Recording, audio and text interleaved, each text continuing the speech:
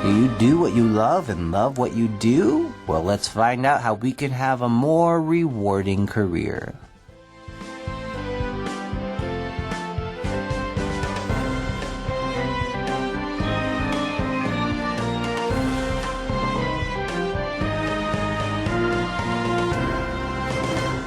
Hello friends, welcome to Advanced Studio Classroom. I'm Campbell. It's great to have you with us today. Today we are studying day 3 of our career article for the month of September. Now over the past 2 days, we've been discussing different things that will help you to do a better job in your career. Day 1 was about how to motivate yourself and others. Day 2 was about collaboration and the new way to work in teams. Now today we're talking about steps to a rewarding career, and we have a lot to talk about, so let's get started by introducing our guests for today. We have Serena here. Serena, how are you doing? I'm great. It's good to be back. Yeah, it's great to have you. You've had a lot of great insight to share with us. And we also have Brendan here. Brendan, how are you? I'm doing well. Thanks for asking. Now, Brendan is a recent college graduate, so he is stepping into this world of careers and jobs. So it's really interesting to hear what you have to say and the different things the perspectives that you have. So we look forward to hearing more from you. So today, as I said earlier, we're talking about getting a more rewarding career. And we're talking about finding jobs that you actually find meaning in, right? And it kind of connects back to day 1. When you have meaning and you're optimally motivated, it's easier to do a good job. Yeah, it is. It definitely is. And I think that is something that we all really can connect to, that sort of idea that we're working for something that maybe is sort of more than ourselves or something that we can really get behind. We work much better on that as opposed to just, I need to do this to pay the bills. Right, exactly. So let's get into our article today. We are on page 40. So if you have your advanced magazine, please do open to page 40, or you can join us on your mobile device.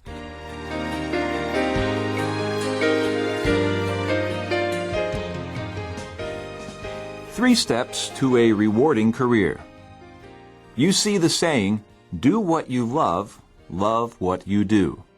Yet some people never feel compelled to find work that they love or work that gives meaning to their lives. When it comes to work, it is much easier to focus on earning a paycheck to feed, clothe, and provide housing for yourself and your family than it is to examine your purpose and passion, says Julie Jansen, an executive career coach in Stamford, Connecticut, and author of the new book, I Don't Know What I Want, But I Know It's Not This, a step-by-step guide to finding gratifying work. Jansen has come up with a 3-part process to help individuals find more rewarding jobs or careers. One thing is certain, to find meaning, you need to be able to question the nature and purpose of the work you are doing now, she says.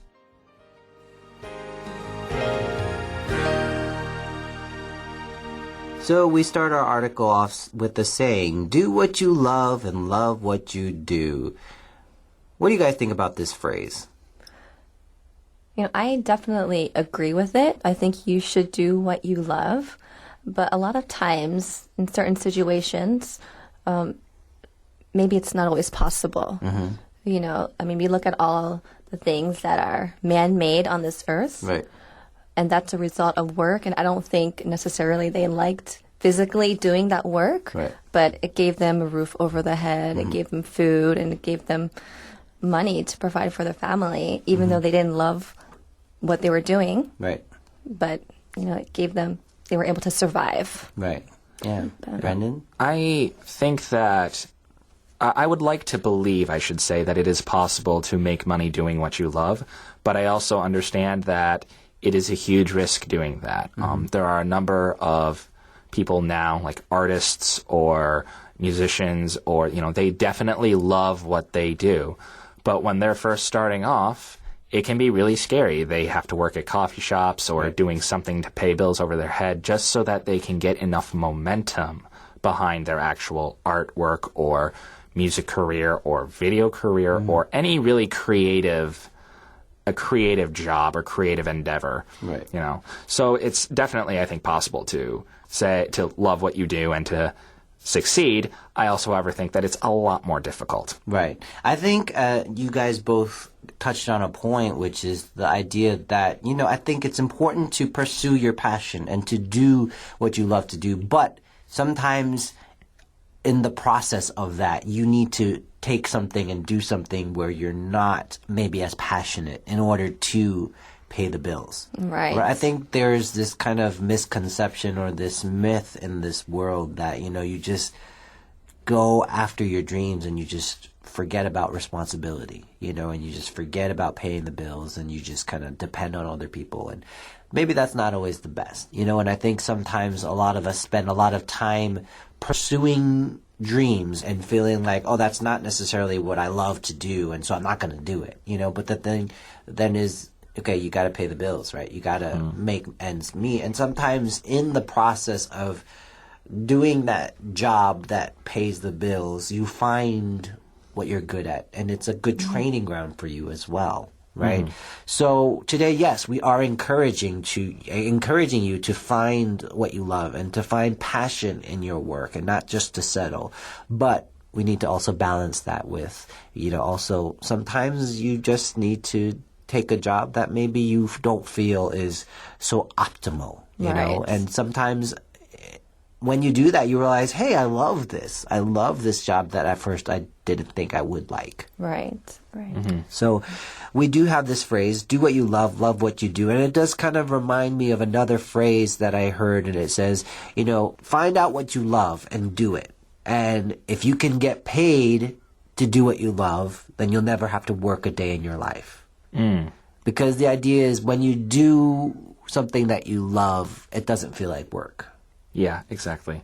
And I remember some people know I love theater and I love performing. And I remember a few years ago, I had the opportunity to be a part of a musical. And we would rehearse for 10 hours a day. Wow. 10 hours a day, dancing, singing, acting and putting together the stage and all that stuff and figuring out where to stand and all that stuff. 10 hours. And that's a long time, but I didn't feel like I was working at all. I was just having fun. I mean, we were just dancing and we were just having a good time. I was learning choreography, learning singing, and learning lines, and I was getting to perform, and it just didn't feel like work at all.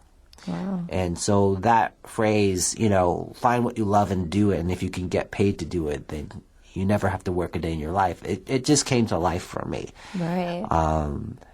And the thing is, though, here in line 2, it says, some people never feel compelled to find work that they love or work that gives meaning to their lives. And I think that's true. I think some people do settle. And, we did start off the program saying you do sometimes need to do that. But I'm not telling you to settle, but I am telling you sometimes you do need to take a job that maybe is not as exciting for the purpose of allowing you to pursue your dreams. Right. That kind of reminds me, I lived in Korea for almost 9 years. And at one point, I worked at a visual effects company for 1 year. And, I know nothing about visual effects, or I'm not a high-tech kind of girl. But as time went on, I started getting more interesting, and I was learning all these different kinds of softwares and how you make, animation and visual effects. So, and I actually started enjoying going to work because I wanted to learn about these things. So in the process of doing something that you had no background in, you found an interest. I surprised myself. Yeah.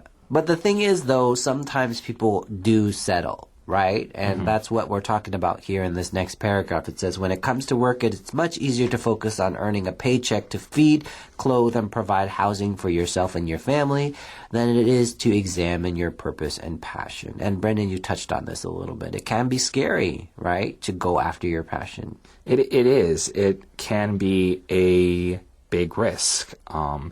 There are a number of people who basically went out of their way, they took a risk, and they said, I'm going to try to make it on YouTube. What they would do is the way they would make money off of this is they would create a lot of content, and they would constantly get better with their content, be it short films, funny gaming videos, it doesn't matter what.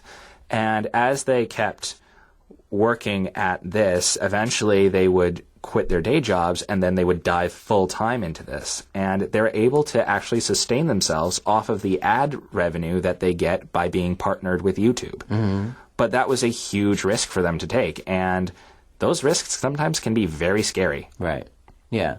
And that's the thing, I want to encourage everybody. Yes, you need to pay the bills and you need to do what you need to do to get the money, the food on the table, definitely. But at the same time, do what you love. Find a way to make that happen, right? And to pursue your passion. Don't just settle, right? And this is kind of what Julie Jansen is saying, and she's the executive career coach in Stamford, Connecticut, and she's the author of a new book. I love the title. I don't know what I want, but I know it's not this, right? A step-by-step guide to finding gratifying work. And I feel like with women, sorry, Serena, a lot of times women have this, right? I talk to my wife, and I'm like, what do you want for dinner? I don't know, whatever you want. And I'm like, how about pizza? No, I don't want that. How about hamburgers? No, I don't want that. Okay, but you just said whatever you want. Yeah, but I don't want that.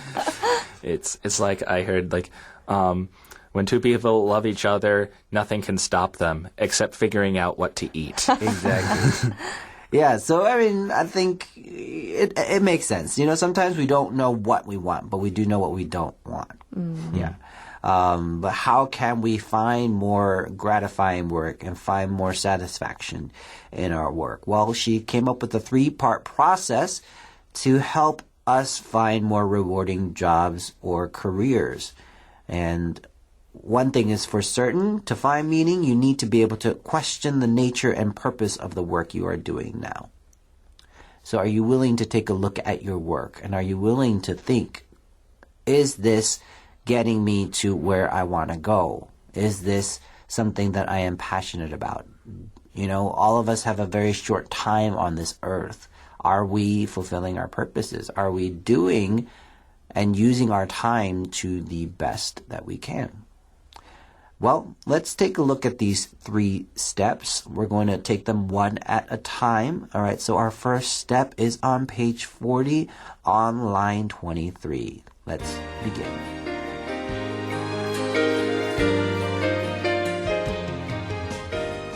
Step 1. Complete a self-assessment. Jansen suggests taking an introspective inventory of personal values, interests, attitudes, and skills.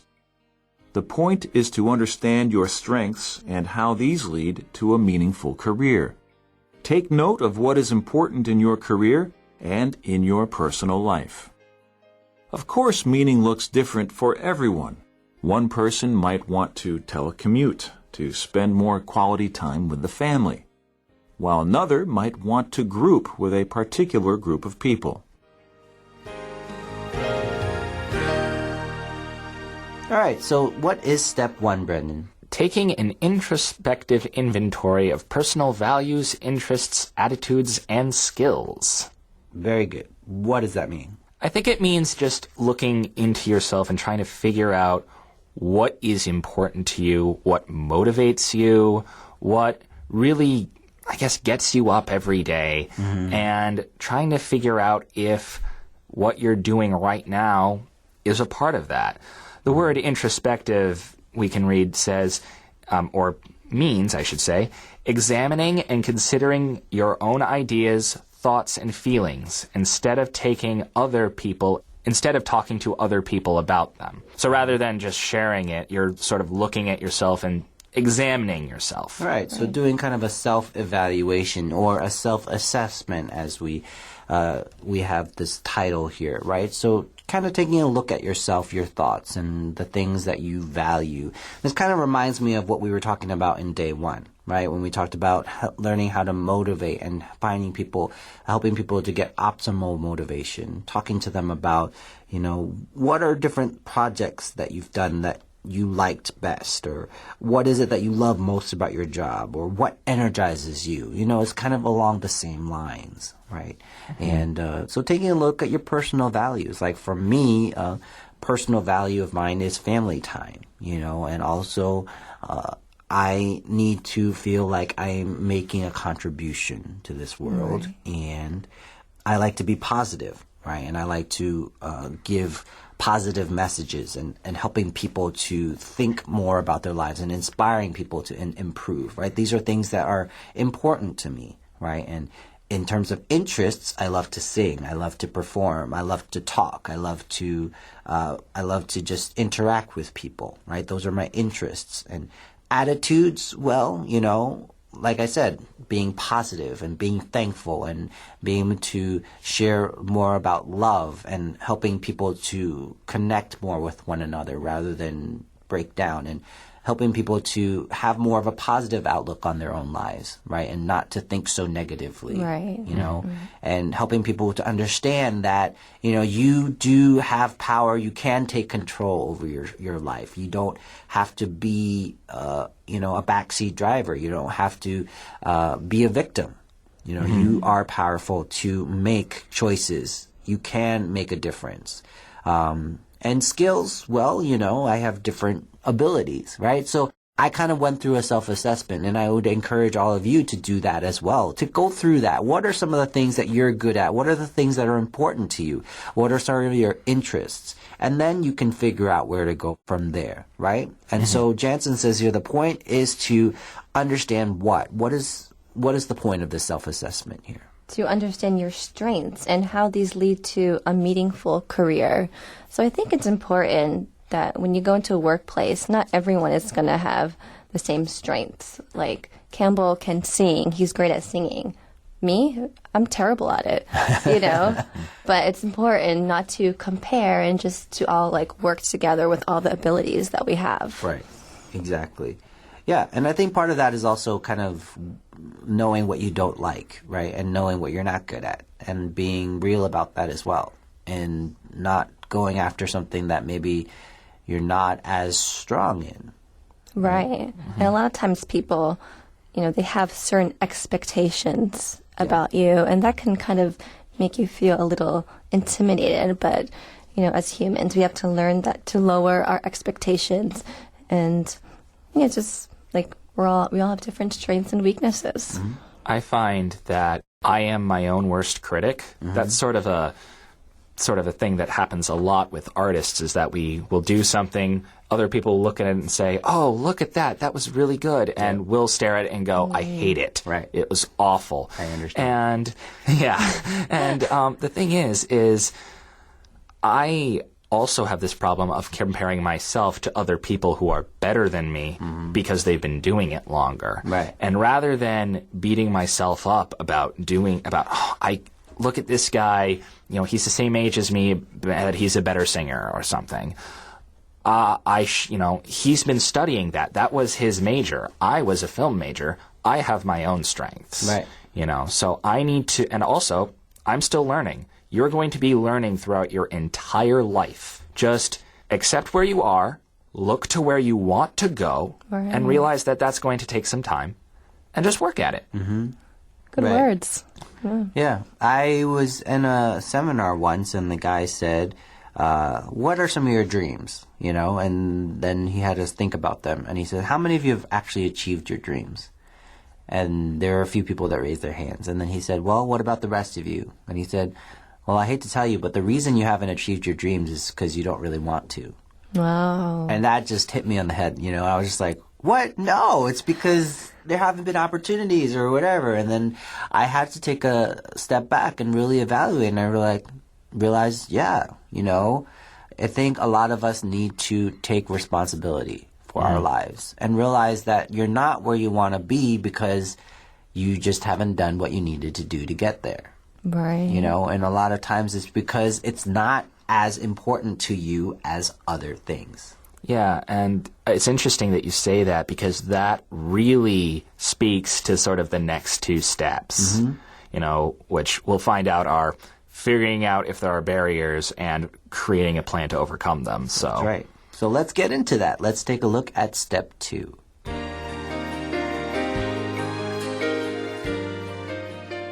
Step 2. Identify obstacles and barriers. Think about what may keep you from pursuing a different kind of occupation, whether it is age, money, time, education, or lack of experience. Then, figure out how to overcome those barriers. I think this is very important in terms of figuring out where you want to go. You need to figure out what's keeping you from getting there, right? Mm-hmm. And then figure out how to get over it. Right. Again, as we've been saying, everybody has the power and the ability to take control of your life and stop waiting for other people to do it for you. Right. I think a lot of us spend time waiting for, well, if my boss would just give me this chance, or if I could just get an opportunity or whatever, Step out there. Figure out what it is that is keeping you from getting where you want to go and do something about it. That kind of reminds me, I used to go to the gym all the time. I was very motivated to go to the gym. Mm-hmm. But, a lot of times people get like a busy schedule and they just kind of make an excuse. Mm-hmm. That's okay. I want to do it, but I'll just stay home because I worked, all day. I don't feel like doing it. Yeah. So it is really about motivation and really doing and go after what you want. Yeah, for sure. And I think this goes back to what the article was saying earlier about meaning. Because for me, I stopped going to the gym because I felt like it was taking time away from my kids, Right. And so naturally, when I stopped going to the gym, my body shape changed, and I just kind of accepted it because, I stopped doing the work, and I wasn't like kind of being like, oh, well, my kids. I'm not blaming my kids. I'm just like, no, that's my choice. Right. Right. So what is it that's keeping you from getting to your goals, right? Figure out what that is and then figure out how you can overcome those barriers. All right. So let's go to step 3, create an action plan.